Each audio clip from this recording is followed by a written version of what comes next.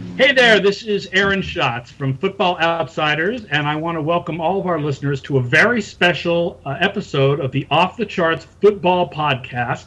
This is not our usual episode where Scott Spratt and I discuss the games of the week and the Football Outsiders stats and the charting stats from Sports Info Solutions. We have a special guest this week, in fact, two of them, and one of them is Football Outsiders offensive line writer Ben Muth, and he's here to ask questions of one of the great offensive line coaches of our time, Howard Mudd. Howard Mudd has a new book coming out, which will be released on September 20th. It's called The View from the O-Line, Football According to NFL Offensive Linemen and an Uncommon Coach. And it's a story about playing offensive line, coaching offensive line, sort of in an oral history form. And it's really good for people who are interested in offensive line play and want to go past the same stories of quarterbacks and running backs that we've heard a zillion times. For those of you who may not remember who Howard Mudd is, he's probably best known these days as the offensive line coach for the Indianapolis Colts during most of Peyton Manning's career there from 98 to 2009. But he also coached for the 49ers, the Seahawks, the Browns in the mid-'80s, the Kansas City Chiefs in the early 90s, Seattle in the mid-'90s, and then came back to coach the offensive line for Philadelphia in 2011 and 2012. So that is a lot of offensive line coaching. And, of course, he played in the league for 7 years and made 3 Pro Bowls and 2 All-Pros. So Howard Mudd, the book is The View from the O-Line. Ben Muth is here to help me ask him some questions, and I'm going to let Ben take it away. Yeah, thanks for joining us, Coach Mudd. I've been really excited to do this. Ever since I read the book, we're going to have a review coming out on that in a couple of weeks as well, right before it comes out. But I guess first things first, now you got out of coaching. You had a couple years off. What made you decide to write the book? What drove that decision? Well, I thank you, by the way, for having me on. I appreciate this. It's great to talk about offensive line play. It's great to talk about this book that has been really quite an adventure. This whole thing started. It actually started in Philadelphia, and there's an author named Mark Bowden who wrote Black Hawk Down. He lives in Philadelphia. And the PR director there said, you ought to write a book. And, because I have a lot of stories, a lot of history in the NFL since 1964, so it's about 50 years. So I was always talking about stuff. And so I went to Mark, and he wrote an article about the silent snap count, which I was, largely the guy that started it in the NFL. And that's quite an interesting article. I left. I came out here. I'm in Seattle, and I was not, whatever I was doing. And this guy named Dick Lister, who had written a book about the officials called The Third Team, he approached me and said, "I've always wanted to do a book about the offensive line." So anyway, that's how we partnered in this thing. We started on that, and once we started on that path, it just kind of fell into place. I was a contributor as a player from the '60s, and then because I had coached and I had all these other people that I had coached and stuff, we then started talking about characteristics of offensive linemen and what it means, and it was just a nice marriage. So therefore, we went on to all of these contributors, a lot of whom I have had some kind of contact with, either coached them, in real football, or coached them in that Pro Bowl thing, which is kind of fake football. Something, or just developed a relationship like Jackie Slater. He was in the media, and we got to, and he liked what I did, and we always talked along the way and things like that. So those are the kind of things that people, and how I got Dick involved in interviewing, and what kind of how we're going to do this, and it turned out that our our agent that got a hold of the book loved it. Her name is Sarah Younger, and she grabbed a hold of the idea and said, well, why don't you take Howard's timeline and use it as a format to discuss what it's all about. So basically, that's what it is. It's they started. There's a lot of characteristics in there, Ben, as you well know. So that's the answer. Yeah, I think having read the book, what I told you, Coach Mudd, was it really is great because it's like you're sitting in a bar with a bunch of old linemen just trading war stories and just talking ball. It's a really quick read. It's a really breezy read. You said you knew most of the guys from one way or another before you interviewed them. Did you meet anyone through this book? Was there anyone you're like, you maybe just seen them play or you knew them a little bit, like you thought would be a good add to the book? Not really. I like one of the guys that's in the book, Alan Faneca. I coached him in the Pro Bowl. Tony Baselli was a media person, I always I worked him out at the Combine, and he remembered me and things like that. So I've had some kind of personal contact with every one of them. I didn't meet anyone new, no. Other than Dick Lister, who's fabulous. Who's fabulous. So obviously, you've been around the NFL for, like you said, 50 years. But talking to all these guys, was there anything from the interviews that really surprised you that you didn't expect or that you didn't see coming? No, well, a little.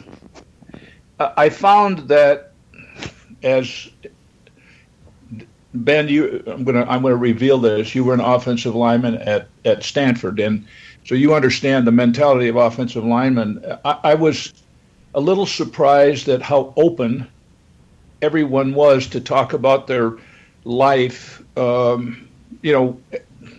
personal life, meaning their personal experiences and things like that, and did a kind of a personal history. And the stuff that comes out in the book is quite, is quite in depth, more so than I thought it would be. But knowing offensive linemen, not really.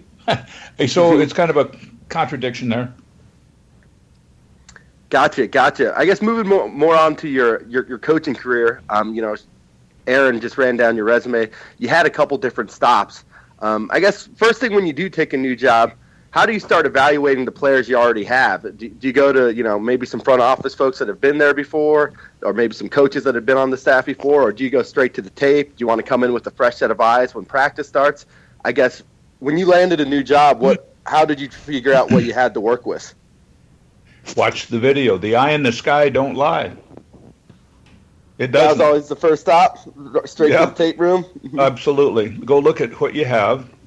Let's find out, and then approach, the personnel department and things like that. They may have tried to a little prejudice you, but generally a really good personnel person won't do that. They'll just let you form your own opinion, and then insert theirs afterward. And surprisingly, in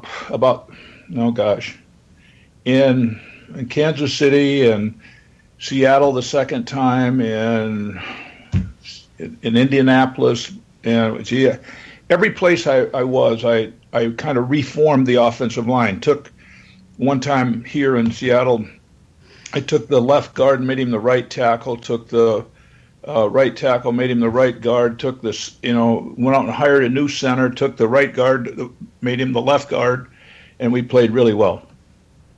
When I went to Indianapolis, Tariq Glenn, pretty good player, was playing right tackle, and Adam Meadows was playing left tackle, and I just said, no, Tariq Glenn was playing guard. They said, oh, no, we're not doing that. Tariq Glenn in college was really a good player. So I moved him all around and said, okay, Bill Polian, this is what I think. And he went, whoa, that's interesting. And a lot of times, sometimes you have a history, and putting something together like that when I was a young coach probably wouldn't have been accepted so well. But, after a while, they was, okay, you got some skins on the wall. You can, Yep. So that's kind of the way it formed. Then say, this guy stinks, let's get him out of the building. Was there anybody? I'm curious if you can remember anyone in specific where when you got to a new team and you watched the film, and I'm assuming you watched film of preseason, so you got to see the second stringers who maybe didn't play during the regular season. Can you remember any particular player who, when you got to a new team, you watched and you said, "Why are we not playing this guy? Why is this guy not playing? He's much better, and let's get him in there." Absolutely. Thank you. That's a great question. I have a number of those. I have a number of them. Okay. One of them is in Seattle when I got here. The left guard, I said, well, that wasn't the guy. There was a guy named Derek Brills that was a backup guy, and we put him at left guard. And that guy needs to be in there. He's very athletic, et cetera, et cetera. And then sometimes just changing positions. This guy's playing out of position. I think he'd be a better one of these. So that was one example of it. And when I went to Indianapolis, we took a guy named Tony Mandrich, who's got a big history. And he was making a comeback, and I said, gee, he's not a very good tackle. Let's put him at guard. He was a monster. And then we took we had a practice squad guy here in Seattle, and I left to go to Indianapolis. And Larry Moore, we said, we got to get him. We got to sign him because I know he's better than whatever we have. So yes, let's turn over every single leaf. Look under every little, in every corner for players, and don't be afraid to say, "I think that guy ought to play." That's been my way. I've always operated. Yeah, kind of speaking on that. Looking for players wherever you can find them. When did you typically get involved with the draft process? At what point did you sit down with the personnel people and say, what are we looking at this year? Well, again, it kind of depends upon your reputation a little bit. I'm just going to say it. Some people can evaluate and some people can't. And that doesn't make them a bad coach if they can't evaluate. There's I'm not going to give you names of people, but I'm not going to do that. But there are people that, I felt as though I was trusted when I was in Indianapolis, and I was trusted when I can go back to different teams. And so when they would say, scouts would come to me and say, what are you looking for in an offensive lineman? And I would probably say something that the last guy didn't say. I might not say, gee, the guy's got to be a big 300-pounder. No, he doesn't. The guy's got to be athletic and have balance. That's all I care about. He can weigh 200. Jeff Saturday, at his heaviest, might have weighed 280. He played pretty good because because of those characteristics. So I was kind of a maverick a little, but I had skins on the wall. So they'd get me early, and I'd look at video from noon till night. I wanted to uncover every single guy in the draft.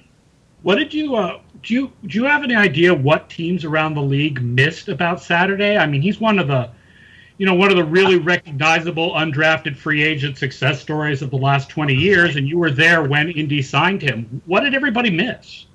Well, size. Because Baltimore, at that time, the Ravens brought him to camp as a college free agent, and they cut him before camp ever started. You have those I call them fake football days, that OTA stuff, because it's not noisy enough for real football. But you're running around. They're running around in gym trunks and stuff like that, and they needed to sign. So you got this 80 rule, and you needed to sign some other position. Well, let's lop this Saturday guy off. He's not big enough anyway. He ain't going to make it. So they cut him. Well, to back up, the system that they used at North Carolina when he played was kind of a power thing, and he was coached to go slam into somebody and try to get movement. Well, that's not his deal. So he was a wrestler in high school, very athletic, good really athletic and very, he had great balance and leverage. Okay? Well, I know this is a lengthy story, so you guys can go to sleep now. But we had a defensive tackle that played for the Colts his first year named Nate Hobgood-Chittick. It was a hyphenated name. And he came to our personnel after the season and said, I got a college buddy that's been sitting out a year. He might, I'm looking at the way this guy coaches the offensive line. He might be worthwhile to bring in. So Jeff Saturday was selling, I don't know, industrial electrical stuff or something back in Carolina, and Nate had gone to school with him at Carolina. So we signed him. I didn't know what we had. We walk out on the field in March to do the off-season stuff, and there was this guy running around, and I thought, well, geez, I don't know. He might be a long snapper or something. Heck, I don't know. Let's coach him all up. Well, then the rest is history. He came there. He played guard for us. He was outstanding. In fact, he got one game that he had to get inserted in because someone got hurt. They gave him the game ball because he played so well. And then the next year, we got to play him at center. So we stumbled into, finding Jeff. I'd like to take credit for it, but, Jeff ought to take all the credit because he got his opportunity and, seized it and went on with it. So it's a great story. Yeah, I've noticed you touched on Saturday's balance, and I know in the book you mentioned that was the number one thing you wanted to see from guys is, did they play with balance? What were some bad habits that you would see from guys that if they did that, you just felt like they couldn't play? Was there one thing where like just automatically DQ'd them from having a spot on one of your O-lines? Well, if balance is not a habit, I'm sorry to correct you, but balance is the characteristic I'm looking for is someone that can right themselves from an awkward position, and they're out there fooling around in the backyard, and some kids fall down when they get out of position. They fall down. Others, they look awkward, but they somehow right themselves and can stay upright. That's the characteristic I'm looking for. Some of it has to do with, that you're in a bad position. The guy beats you. You might not even beat him. You might not get back to get him on the quarterback or off the quarterback. But you look, geez, that guy's got some. Don't overlook that. So might even look, like I say, you might look awkward and all that. Well, I'm looking for the guy. One of the things that was a deal breaker for me that was someone that had that was stiff. His movements were looked robotic. So he would glance off from people if he was making contact. He would someone would come up and shake in front of him, and he'd fall down. That kind of thing. Get faked out real easily. Well, that's balance, but he was probably stiff in the hips. He couldn't. I remember when I was a kid, the dolls that we would play with that had the string, and you'd push this little button, and then they would all collapse into. They would. I don't know if you guys remember that, but those people that could make themselves coil up and play in that position are the people that I was looking for. If you didn't have that, it was kind of a deal breaker for me. How much do you think coaching could mold a player once he gets into the league? Are there certain aspects where players are basically set in their ways by the time they're 22 and there's no teaching them, and other aspects where coaches can be a lot more successful at helping with technique? Do you want the unedited version? Bring on the unedited version. Always. How about unedited version here? Well, you get to my place with me, and we're going to do it a certain way. So I'm not interested in what you did in college because Saturday football is different than Sunday football.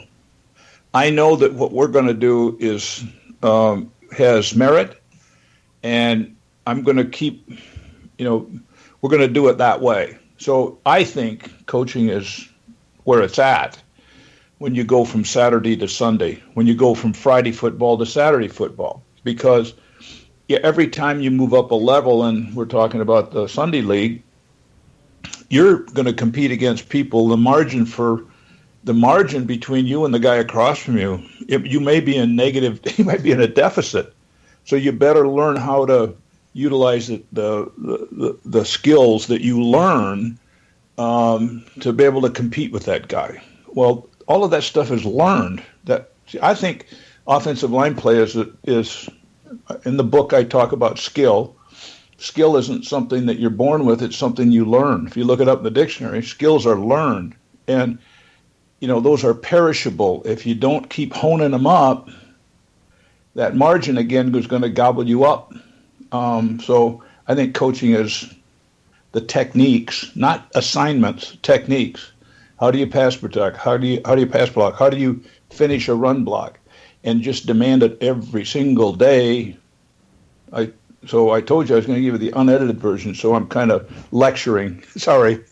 No, but it's interesting because I have talked to coaches of other positions who feel like there's some skills where if a guy doesn't have it by the time he's 22, you're not going to – it's just not going to come. I mean, motor may be something like that, to be honest. If you just don't have a motor by the time you're into the NFL, motor ain't coming, Right. But if you feel the technique, that you can hone a guy's technique when it comes to a league, it gives you a different viewpoint on guys coming in because now you're looking much more at their, characteristics like size, speed, balance, and not worrying as much about technique because you feel like if a guy's smart enough, you can teach him technique.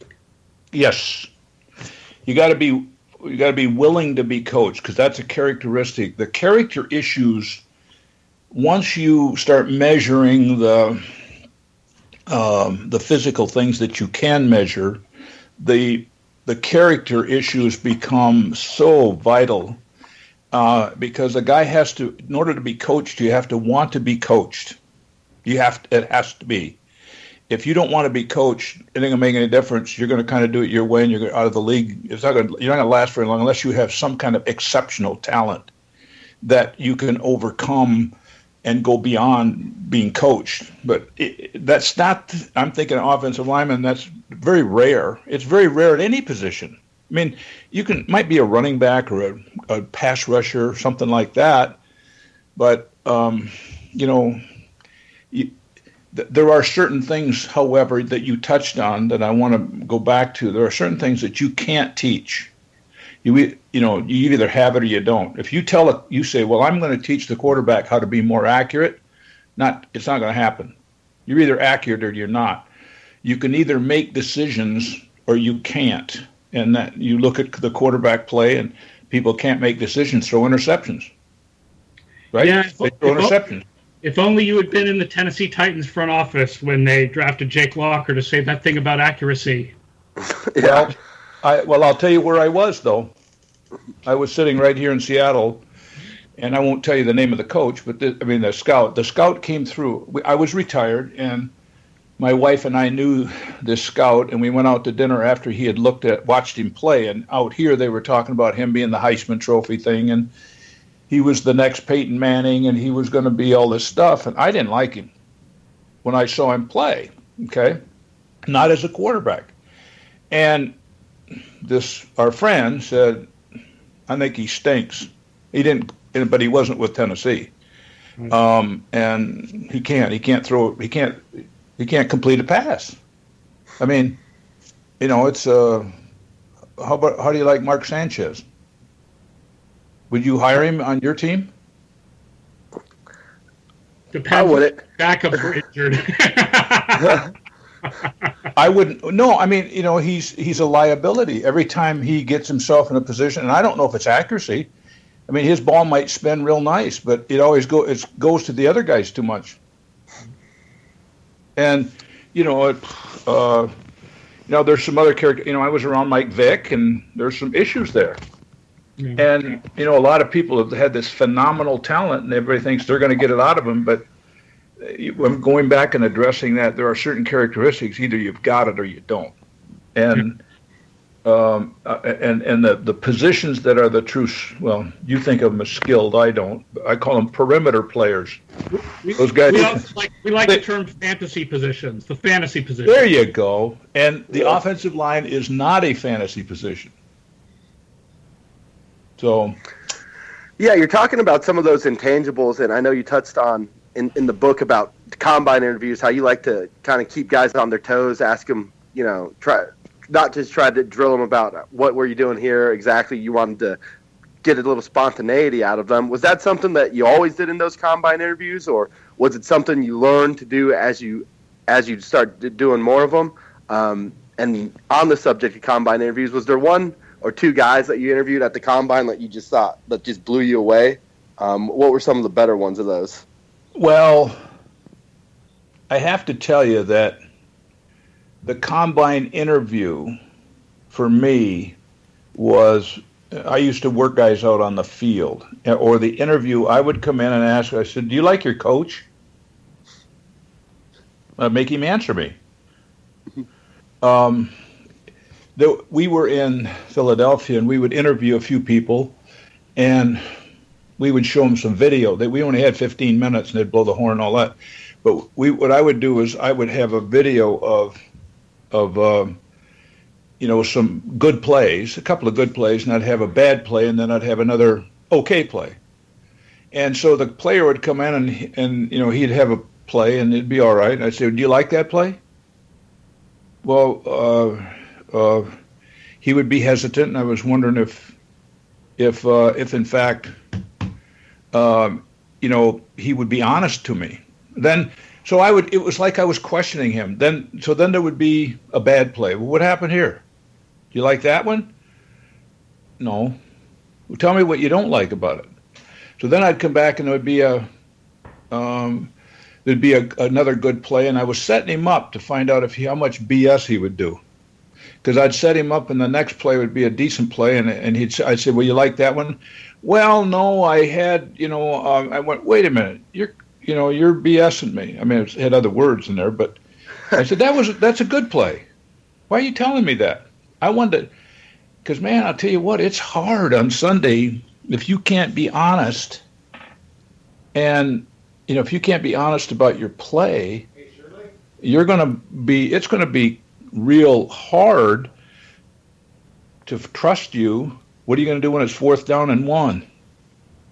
Are you going to decide to do the right thing or not? That's a big deal to me. So those are the things. I don't have a specific one at all. I remember a guy that was not real smart, and he can't tell you what his name is, but and so it wasn't at the combine, but I was interviewing him at his school, and he had not very good grades and things like that, and we asked him, have you ever cheated on a test? And he said, just as fast as you could say it, he says, if you're cheating, you ain't repeating. And I went, I like that answer. At least he's honest. Yeah. Okay, well, anyway, I don't have any other than that. Yeah, I got you. Just as far as some game planning questions, when you're preparing for the next opponent, what's the first thing you do? Do you go straight to cut-ups? Do you watch games? Are you looking at personnel? Are you looking at scheme? What that first game planning meeting, what are you trying to get out of it? What's your first step? Okay, here's what I'm looking at. Mm-hmm. The very first thing I want to be able to do is the first thing I want to do is I want to find out about blitz. And I want to find out how to protect the quarterback. That's what I have to do. Hmm. And so if I don't do that, if I don't figure that out, all I did is looked at cut-ups. I wanted to find out. I had to sort that out for me personally. I mean, that was always I had to go study that and figure it out and all that kind of stuff. And so that I know that, and then Peyton was doing the same thing in Indianapolis. But I wanted to make sure that we were sound, because if you know what you're doing, you got a chance to play fast and you can play with confidence. And so that was the first thing I sorted out, was that. Then the next thing I would look at is I'd look at, the formations that we would use for the runs. Say, okay, well, how do they look when they do, that formation or that personnel group and that sort of thing. I got to tell you the truth. I mean, that's just maybe my arrogance. I don't know. I figured we were going to block anybody. So I knew our techniques were going to work. Now, we may not match up and have a Hall of Fame performance every week, but I knew we were going to battle with that guy across from us, and we were going to fit together real well. So I didn't worry about the matchup so much as I did, what they were doing to get our quarterback. That's a big deal. You better protect him because we got some that are hurt now, right? Yeah, that's the big thing. You were mentioning a little bit about personnel groupings and formations for the run game. Yep. Obviously, you got to get with the offensive coordinator. I'm sure he has stuff that he wants to do in the passing game. Were there ever any times where, you thought something was going to be really effective in the running game, but he didn't think you could get into that personnel very often because it wasn't what he wanted to do in the passing side of things? I guess how do you kind of sort that stuff out? Obviously, you and Coach Moore worked together for a long time, so I'm guessing it got better. But how often do those conflicts arise, or were you guys generally on the same page? Well, that's what teamwork's about. I think, you as a coaching staff need to have a teamwork too, and to me, you need to work out that compatibility way before you ever have a game plan. So, I think that because you have to have trust that the other guy, when he says we need to do so many of these and so many of those, he trusts that, he trusts your input. Tom Moore and I don't think in the 12 years we worked together, I don't think we had more than 5 crosswords. And we just sorted it out together. And he trusted what I had to say, and I trusted what he had to say. If I came to him and said, look, it's going to be tough. These guys are werewolves. We better get it out of our hand quickly. I never basically didn't have to say it because he was thinking the same way I was thinking. So I think those conflicts, when they do occur, are incredibly destructive and caustic to the output that you have on Sunday. I just think you can't have that. If you can't get along, then you need to. The head coach needs to go fire some guys and get some guys that can be compatible. And compatible isn't just, well, I'm going to do what that guy told me to do. I mean, let's put all our heads together. Yeah, I know. So when you guys were in Indy, at least for the general public, I think you guys were kind of known as we're going to run our shit kind of team, where you guys, small playbook, you ran what you did, and you forced people to stop you. Did you ever run into maybe individual guys that you might have to change up a blocking scheme for, or maybe just a team that was throwing wild ass blitzes out there that you might have to adjust to? Was there ever anything like that, or were you guys really just, hey, it's your job to stop us, this is what we do? A little bit of both. Mostly the second thing you said. We were really comfortable with our. In my book, I don't know if I said it in the book. I hope I did, but I'm known for let's do a few things, do them extraordinarily well. We had one way to pass protect. We had one way to run block. Now that doesn't mean we didn't have a trap and a zone scheme and those kind of things, but we didn't have a lot of wild things we did from year to year to change techniques. We just got better at them. We had one way to pass protect. That's it. We didn't have, well, if it's this and if it's that and if it's this and if it's that. And I see coaches that that I know really well, and I'd say, whoever he is, how do you figure out which pass protections thing you're going to do that day, that play? That's what I wanted the offensive lineman to be. When they walk up, when they get left, it's pass. We're going to line of scrimmage, and this is the way we're going to pass protect, period. Now, that guy might be a little better. I just got to get myself together, and I got to do my stuff really well. And I guess there's a sense of arrogance about that, but we did pretty well. And reducing the amount of things that you do certainly helps master what you can do and what you do. And so do what you do. And that was kind of our motto. This is what we're going to do. We're going to stick. We're not going to do a lot of motions. We're not going to do any shifts. We're going to get out there and we're going to see what you do. Put the ball in a real smart guy's hands, and he's going to go up there and jack around with the snap count and make you show what you're going to do and get in the right play. And and if that one isn't good enough, we'll go get another play.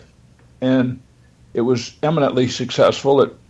There's a lot of teams that do this. One of the most complimentary things that we could ever happened was Bill Belichick.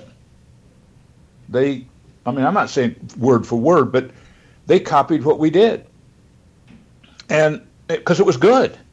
Mm-hmm. That's a great compliment. When I say copied the idea of what we did. Go to the line of scrimmage, is Brady good? God, he's really good. And in fact, I get mad at Peyton a couple of times, and I'd say, you know what? The Patriots run our offense better than we do. Just to be a prick. It brings up an interesting question, actually, because getting ready for this, I went back and kind of looked at your career and realized you've been with a lot of teams that were really different situations. So I'm curious how it impacts coaching the line, whether you're working with a quarterback who's got a lot of experience or a guy who's sort of new. Because I went back and looked, and so you're coaching Kansas City when they have Steve DeBerg, and he's like 36 years old, and he's been in the league forever. And then suddenly you're with Seattle, and they just drafted Rick Mirer, and that's your quarterback. And then you go to Indy, and you get all of Peyton Manning's career. You get rookie Manning, and then you get super veteran, experienced Manning. So how does this change what you do, depending on who the quarterback is and how much experience he might have working with, adjusting things at the line? Interesting. You forgot Bernie Kosar. Oh, yeah, Kosar, too, in the mid-'80s. Oh, right. The drive and the fumble, I was there for both of them. And not responsible for either. Bernie Kosar was in it intellectually with Peyton Manning. He was really, really smart. And he could take a few things and then make something happen with them and change a play and things like that. No, I don't want to do that. I want to do that. So everybody had to kind of be on their toes. So that was my first reference point. I left there. All of us went to Kansas City. Well, Steve DeBerg, we kind of did some of the same, in theory, did some of the same philosophical things. We had Rick Mirer here in Seattle, and it worked out okay. Then, of course, then Dennis Erickson comes in. He wants to throw the ball down the field. Well, that wasn't Rick Meyer's. That wasn't his skill set. It really wasn't. He wasn't that kind of a quarterback. So we ended up getting a guy, that Warren Moon guy, at the end of his career, and a guy named John Freeze, and he could run the stuff that Dennis wanted to do. This is the offense that Dennis wanted. Okay, so now when I left here, here you go and you get Peyton Manning. Okay, you get Peyton Manning and you go, whoa, what are you going to do now? Well, let's get something where, and Bernie Kosar, those people, and say, let's get something that's where you have somebody that's really smart and can decide what to do before the ball snapped and change plays and use his skill set, which is intelligence. That's what we did. Now, I'm not saying that's not all of it, but you change according to what you're given. Now, and that's the general idea. Specifically, all along the way, I was coaching pass protection exactly the same way for all of those years, for 30 years, same protection, same one I learned when I was playing for Tiger Johnson in 1964. Pass protection didn't change. The disparity between pass rushers and pass protectors never changed. Back at and just, and you can't use. I like Broadway musicals, and the Broadway musical, The Music Man, the Flim Flam Man came to town and said, and he didn't know anything about music, and he kept saying, you got to use the think method. You got to think harder to be able to play music. Well, you can't do that in the NFL. You got to really coach them up, and those are the things you carry from one team to the other, which is, here's how you pass protect, here's how you run block. Now, what are we going to do philosophically? I think does that answer your question? So then the idea that pass blocking doesn't really change much, and you use the same methods for so long, brings up the question of sort of what you think about the state of offensive line play in the league right now. And, with the game moving more and more towards spread, more and more towards shotgun in the NFL, not just in college. Right. More and more passing, less running. I mean, how do you feel that is sort of reflected in offensive line play? And what do you think when you watch games on Sundays? In the Super Bowl, there were 12 sacks. That should answer your question. I think it stinks. Wow. So okay. Some of that was the specific teams involved, but on my website, there's a blog, and it says there's a better way to block Von Miller.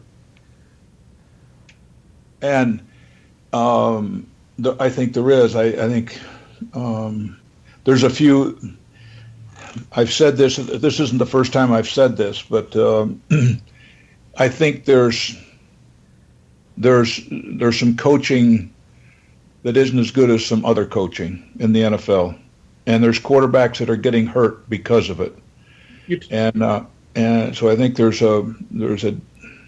I think that's one thing. The second thing is the CBA really hurts. The CBA doesn't allow these. Remember, I said this was all skilled stuff that these guys that aren't as good at athletes as the guy you're playing across from. You have to learn angles and body position, and that's pass protection. And you have to learn how to do all that stuff, and it's a perishable skill. It's like the golfer. If he doesn't ever practice putting, he's going to be terrible, or whatever that shot is, or the tennis player. They got to refine. You got to keep refining or rehearsing those skills. The skill being pass protection. You got to keep rehearsing it over and over and over and over. And then when the player starts getting bored with it, do it again. Do it again. And because you need to get excited, and that's one of the values of, I think, beautiful thing, the guys that I coach, different places, but the most memorable is in Indianapolis. Those guys would get excited about doing the drills really well. And I wasn't a guy that made you, I said over and over again, well, we're going to do the drills tomorrow and we're going to do them the next day. But if you did them well once, okay, let's move on to the next drill. Okay, but I just wanted you to see, I want you to experience rehearsing that particular drill today. Now we're going to I'm not going to wear you out with it.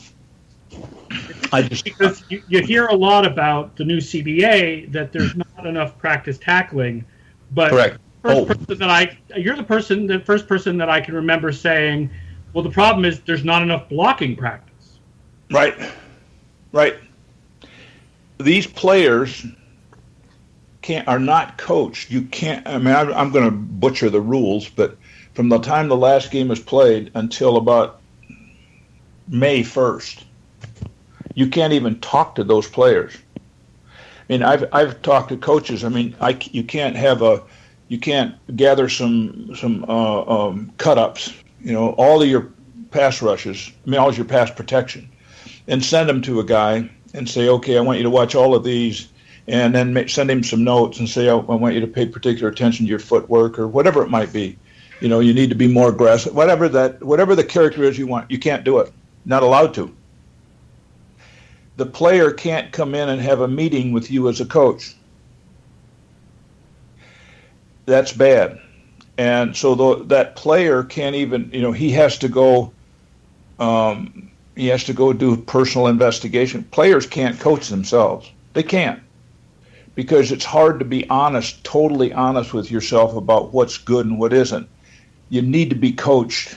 And I think that's it. The pass protection suffers more than any other thing. Tom Moore, a good friend, he told me I was retired, and he said the people that are suffering the most in this CBA are quarterbacks. And I wonder where he's going with this. He said it isn't throwing. He said the people that protect them are not refining their skills when they should be. It's a hard thing to do. Playing offensive line is hard. It's really hard work. Everything's got to be just right. And again, the margin is very small. You might be in deficit actually, but you got to block that guy. Well, if you don't rehearse that stuff over and over, it's going to fall apart. And so you get sloppy play, or you get coaches that take the easy way out. Well, we got all these plays we got to put in. Plays. Well, how about protecting the quarterback? You need to work on pass protection. I would work on it 95% of the time if I was coaching the NFL. And I'm not joking one bit, because you're going to win or lose the game based on your ability to throw the ball. And you can't throw the ball if the quarterback's not protected. And I'm looking at some preseason games where guys are getting jostled around and stuff like that, and quarterbacks are getting hurt. Well, I went to an NFL camp a couple of years ago, and this coach you only get so many days of padded practices, and he had paddeds on, and he was spent, out of the 30 minutes, I think he spent 20 of it on run stuff, just over and over and over again. Well, they're a throwing team. And I went to him in one of the breaks, and I said, are you going to have any one-on-one? Well, since you're here, we're going to have some one-on-one. It was almost like an afterthought. And so the starting left tackle got 2 reps, and down the line, and then some backup guys and stuff like that. And I was really disappointed. Well, that year they hurt 4 quarterbacks. 4. Wow. So I'm disappointed. I think about it and think, so that's one. So you better only have one way to pass protect. You don't have much time. Plus the CBA. As I said, CBA, that's an issue, but we don't have. There are a few places where the quarterback has a good pocket to throw from, and it isn't necessarily because they have great players. I happen to work with a guy that's in Houston named Mike Devlin, and Mike, I watched their game the other day, and it was the tune-up game, so they're playing against Arizona, and that's a good front.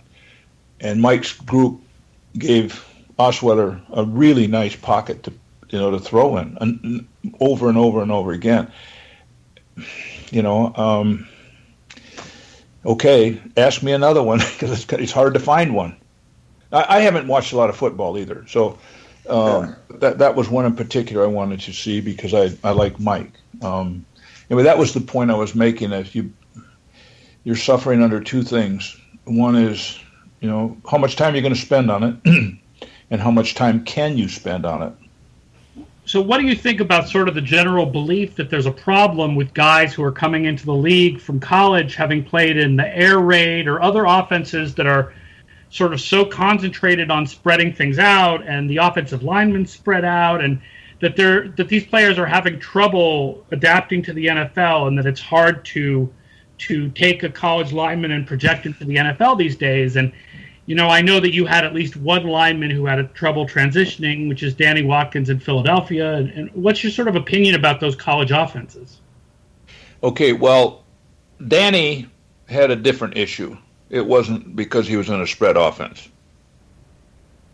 So there were just some personal things that he could not. I don't think he wanted to play football. He really didn't. It wasn't just me. It was the next guy that I'm kind of got some arrogance about this, that I really feel like I was really good at reaching people to get the best out of them, and I could never reach Danny. Yeah. So let's set that one aside. But looking at other players from similar. Okay, I believe this 100%. I coached in the NFL for almost 40 years, and I played it. And there were virtually no rookies that could play their first year worth a darn. I can think the first one I think of, he's in the Hall of Fame, is Walter Jones. And he played at a high level. He didn't, at his first year. Most players over all of those years, way before we had a spread offense, it took them at least 1 year to acquire the necessary skills to be learned in order to play in the offense play in the NFL. So for people to say it's the spread offense, it's garbage, go coach them. That's what you got to do, is you got to coach them. And because they've never been in a three-point stance. Really? So what? So put them in a three-point stance. Well, they've never been in a huddle. So put them in a huddle. I think, don't use that as an excuse to say, I'm talking to coaches when I'm saying that. Don't use that as an excuse that, the guy isn't prepared. Really? The guy's never been prepared for the 40 years I know of. I mean, they had to all learn from the ground up. Here's what a stance is. Well, that's not the stance I used last year. No kidding, but you better use that in the NFL. I've never been in a stance. Well, here's what a stance looks like. I mean, I get really irritated when people want to use that. I think it's an excuse. Gotcha. Now, I know one thing you touched about in the book, and I think you were kind of getting there earlier in the podcast. You said there's some differences in coaching, especially when it comes to pass protection. I know you're not a fan of the vertical set, which is becoming more and more popular. You like a more aggressive pass set. Is it? I know you say there's one way to pass. You like one way to pass block. Did you guys ever tinker with the vertical set on maybe some half roll stuff on the backside, or was it always the way that you talk about the dish in the book as opposed to a straight pocket? You want to just kind of elaborate on the two differences and why you like the dish method better? Well, remember statistics and the eye in the sky and all that stuff. Numbers don't lie. A friend of mine here in Seattle, who's played for the Seahawks many years ago, he did a statistical analysis when we were in Indianapolis, and he said, okay, here are your total sacks for 10 years. And then here's the NFL, the entire NFL. And it was staggering. I'm not going to give you the numbers, I don't remember them, but I can tell you this, that the next closest team in those 10 years, if there were 250, let's say we had 250 sacks in 10 years, the next closest team was like 400. So we were doing something right. Oh, it was the quarterback. Really? Okay. Well, let's go back up to every place that we've used this method, and it works. Okay. And so basically what it is you want to, I don't want to retreat. I want to do something that's, I don't want to retreat and back up and be passive to be a pass protector. I want to be aggressive, and that guy could be a better athlete than I am anyway. So I want to make him do something. If he's going to beat me, let's get it over with, so to speak. But I want you to be able to use his momentum, go get in his face, get on his body, and use your hands and so on to have his body help you maintain your control in front of him, like a basketball player. Basketball, this is what this is like guarding the basket and your power forwards. Power forwards don't stand way away from their players. They can't. Go up and get close to them. Okay? Make that guy, and then have balance and just make little bitty movements to make that guy move a little bit further. So kind of that's what that is. And the vertical set guys, 12 sacks in the Super Bowl. That's all I'm going to say. 12 of them. Can you just give a quick description? Both teams are vertical set guys. Yeah, for listeners who may not know specifically what that means, can you give a little bit of an explanation of what vertical set blocking is? Yes.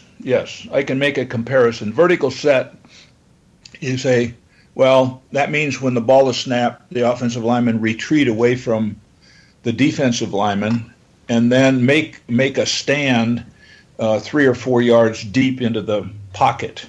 The quarterback is at 7 yards or 9 yards, and you're going to start challenging that guy at 3 or 4 yards deep. And so and then you're supposed to stay in front of him and adjust and redirect yourself and all that kind of stuff. You may have to sit down, and the guy's trying to run over you and all that sort of thing. The The more aggressive method is if you would think of a play-action pass where the quarterback fakes to the back, the linemen go forward and go into their man, and then retreat after they've made contact. Okay, so that's an aggressive set.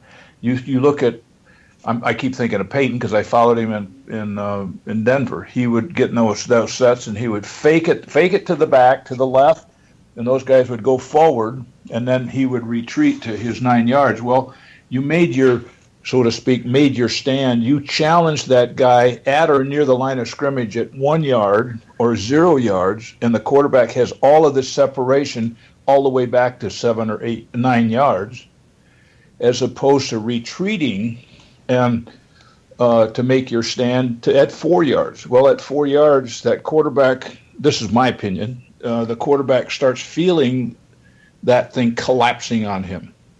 I see it too much. And, so I know that in Denver, Peyton called a lot of play-action passes so that he could get separation. And that's basically the reason for it, is when the quarterback takes the ball, he gets to his spot where he's going to throw it, and where's the next line is in front of him. They don't look at, they feel the pressure coming at them.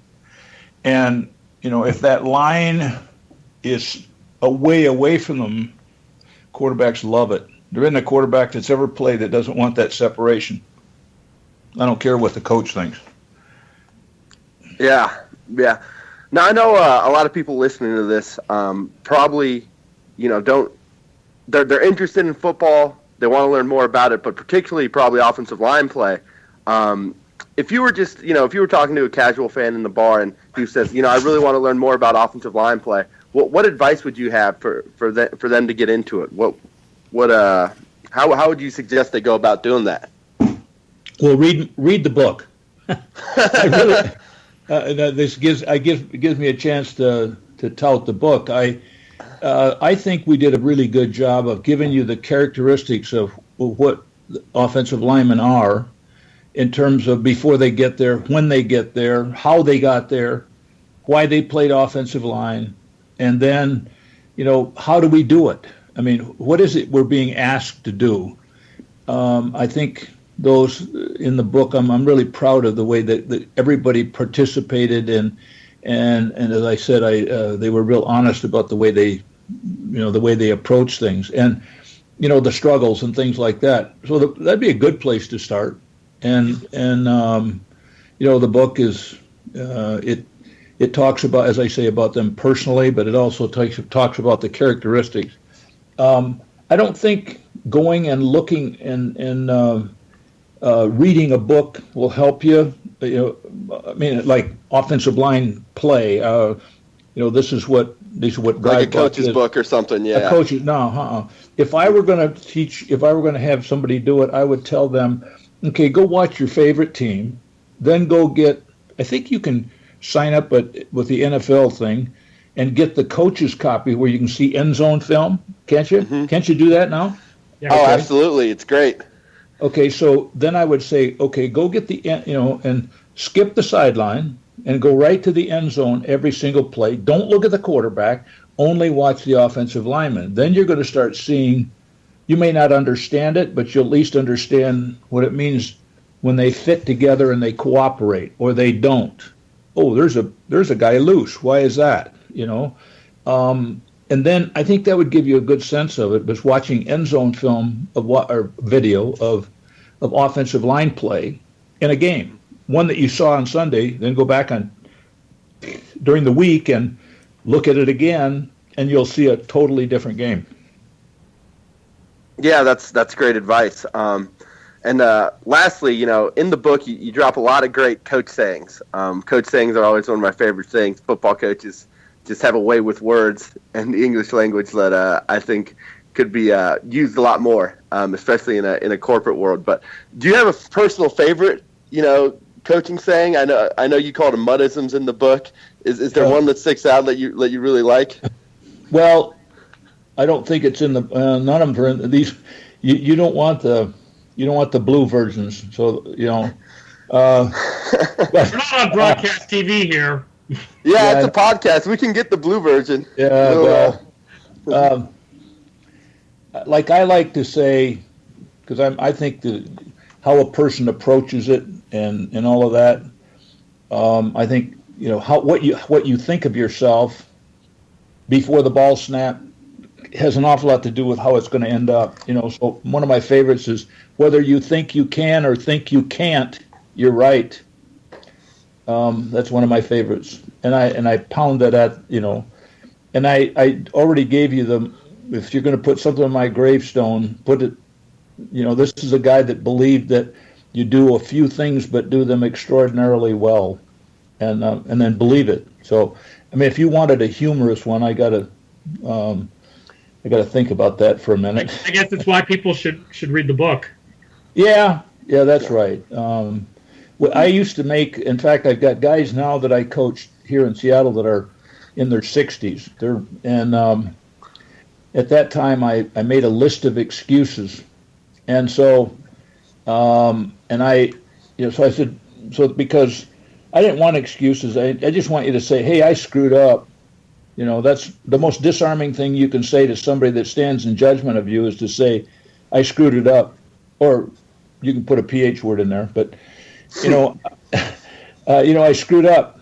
And then the coach and me in front of me, I say, that's great. Now we can go do something about it.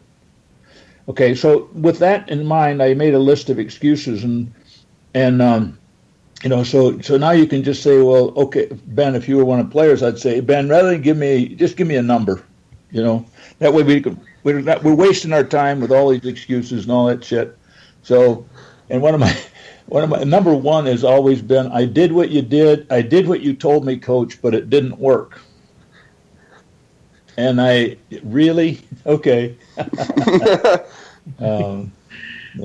You're saying that's something a coach doesn't want to hear. Absolutely. Yeah. I just want you to say, I screwed it up. Mm-hmm.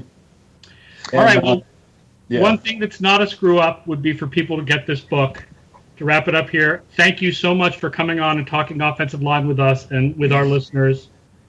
The book, again, is The View from the O-Line, Football According to NFL Offensive Linemen and an Uncommon Coach, by Howard Muth, very long time, award-winning, great NFL offensive line coach who's joined us here.